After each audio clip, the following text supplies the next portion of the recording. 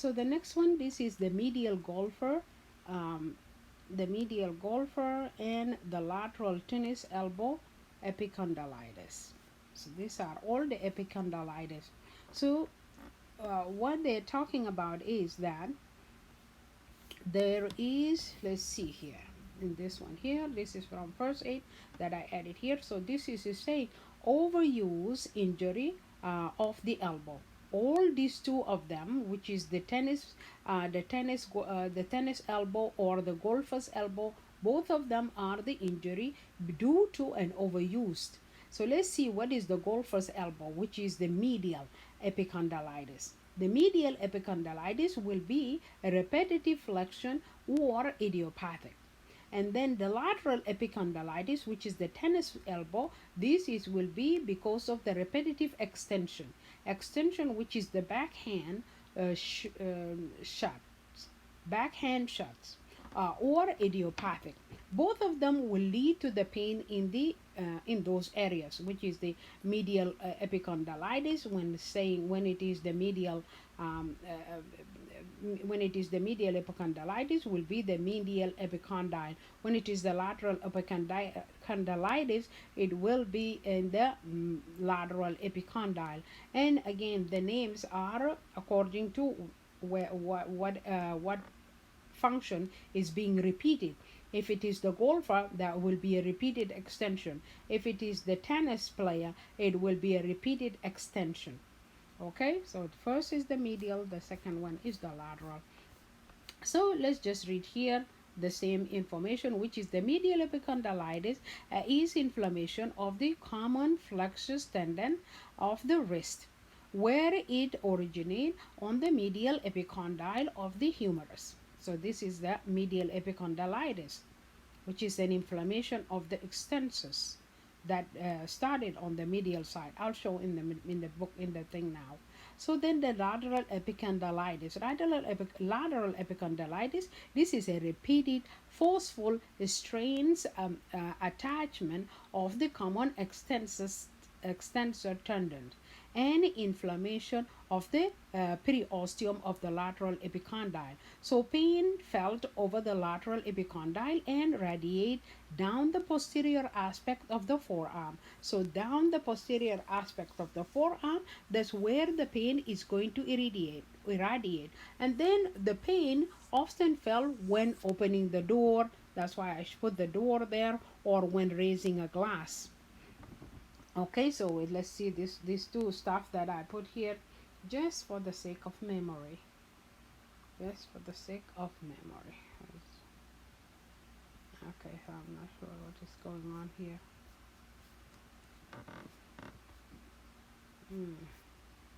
I'm not sure what is going on here. Yeah, let's do this one. This is what I was looking for. This one. Yep. So here, that's what is what's going on. Let me go here. So this is here, right here. Opening the door or raising a glass. That's when you will feel the pain. But let me see now. What is this stuff that they're talking about? If we look at this picture here, we will see there is two set of muscles. The muscles that are you seeing on the above one, which is here, these are all flexors and extensors muscles that are on the medial side of the which is they are attached to the medial epicondyle where they started, and then they will go towards the wrist, and these are the muscles that will kind of extend or flex. I mean, mostly flex the hand. Okay, so that's why the medial they are attached as they start at the medial epicondyle. But this is the repetitive use, as we say. This is because of the golfer one. So you will see that will be a tear, and that tear is going to be in those areas, as you can see here. That tear in that area, that what will be caused. So if you touch in the area of the epicondyle, then the person will feel the pain. The same thing will happen also in the lateral, which is the tendon, right? You see the tendon here, and this is the lateral, and this is the wrist extensor muscle. So the extensor muscle, this will be with the with the tennis players. The tennis players will have this injury most of the time. So now let's see. This is what I was looking for earlier.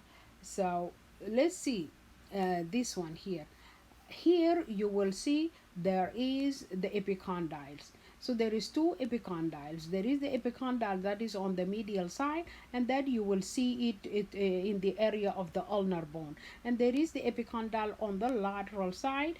This is where this joint, these muscles are going to join by using the tendon. So the tendon will end up in this area. The other tendon will end up in this area, with the lateral one will be the tendon of the extensor, with the medial one mostly the flexus, and that's why this will be with the golfers, and this will be with the tennis players.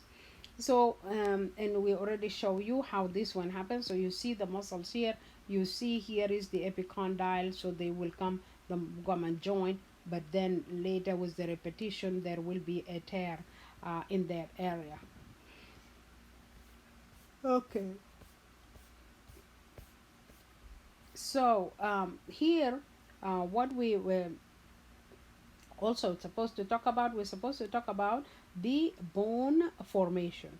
Bone formation, there is two ways of the bone formation. There is the bone formation which is called the endochondral ossification, and there is the membranous ossification. The endochondral ossification, as you can see in this picture here. So you make a model of the bone from the cartilage. So you use the cartilage.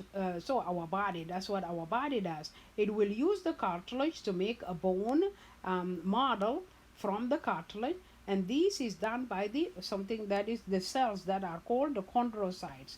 Here they are. So these chondrocytes will make that model and will make it as they will as a cartilage. So, but after that, the osteoclast and the osteoblast, these are cells that build the bone, and these are cells that will break whatever is there.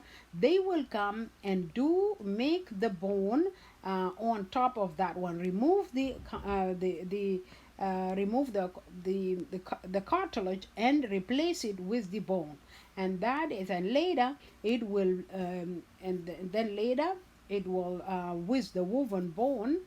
Let's see here. So osteoclast also later replace it with the woven bone, and then remodel it to a laminar bone. So we'll do there is after you remove the cartilage, you place it with the bone. After you do that, then you remodel it, and that will lamella bone. That will make the lamella bone.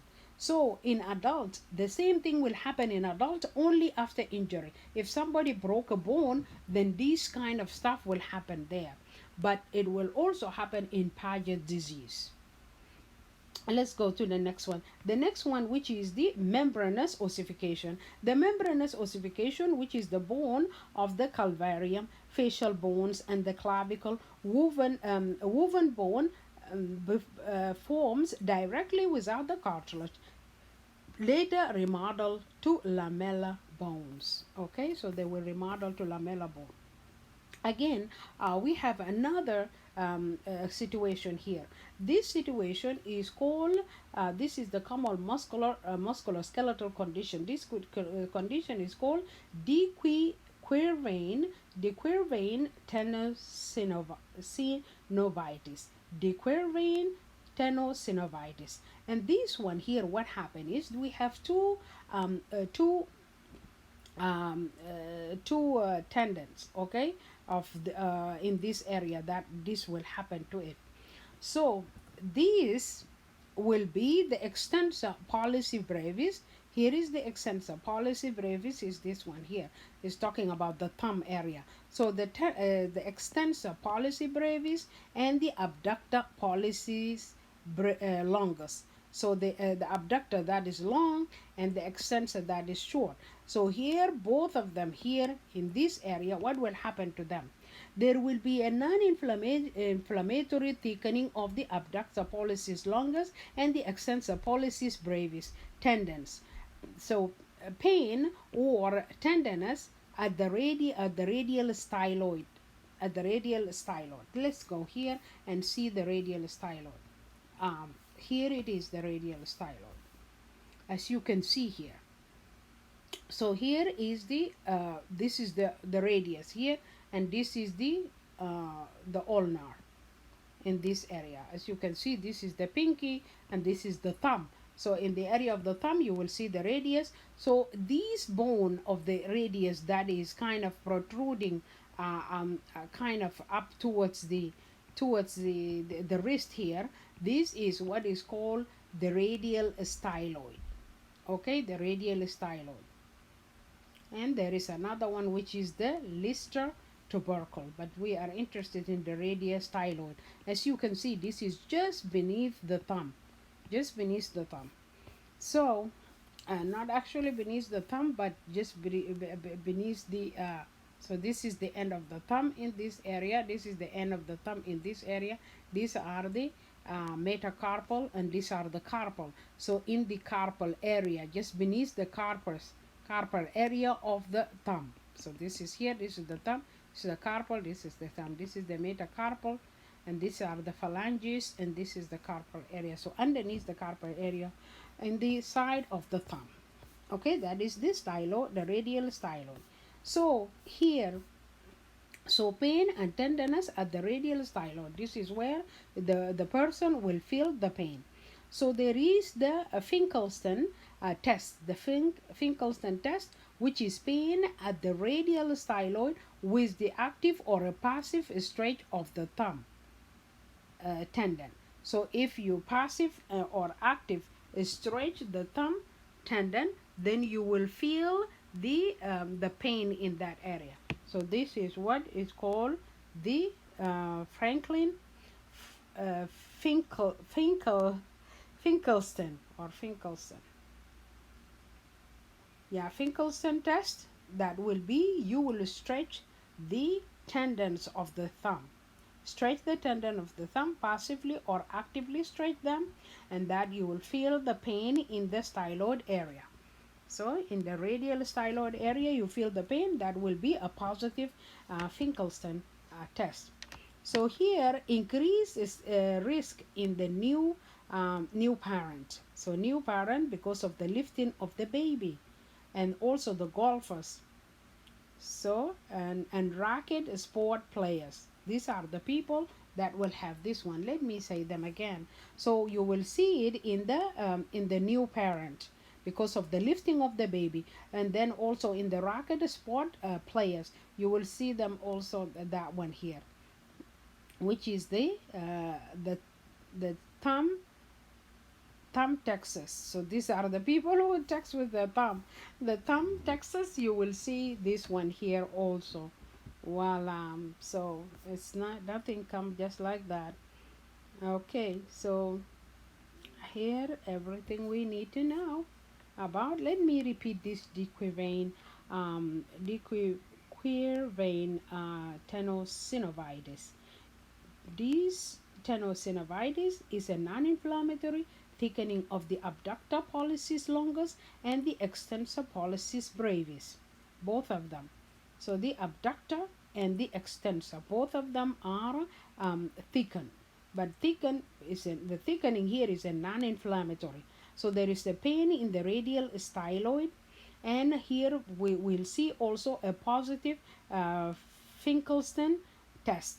We'll see the positive Finkelstein test, and this one here is when you stretch the thumb tendon passively or actively. When you stretch them, then you will feel the pain in the area of the radial styloid. So also there is in this one happen most of the time to new parent, because of the lifting of the baby. It happened with the racket sport players, it happened with the thumb Texas, people who use the thumb to text. Okay.